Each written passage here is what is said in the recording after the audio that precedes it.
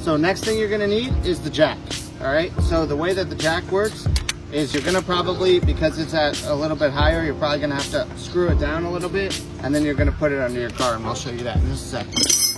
Because you wanna make sure that it matches up with the bottom of your car. As you can see, I need a little bit less. So I'm gonna just unscrew it a little bit more. That should be good. And then what you're looking for is there's a little spot right here that has little indents. This is where you want the jack to go.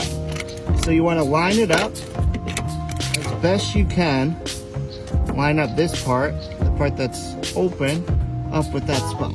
So when you get it, you're gonna have to hold it and then just go to the right until you're in there. As you can see, I'm in. So now, okay, so here's a trick to make it go a lot faster.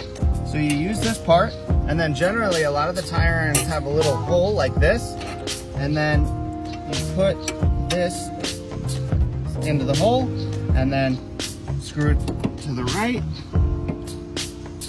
and then you can just, I like to hold it and kind of go like this, and it usually goes nice and quickly.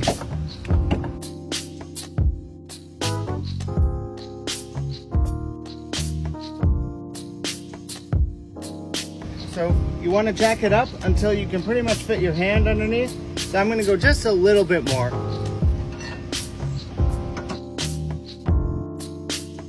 So as you can see, I can fit my hand under it. That's plenty of space between you and the ground.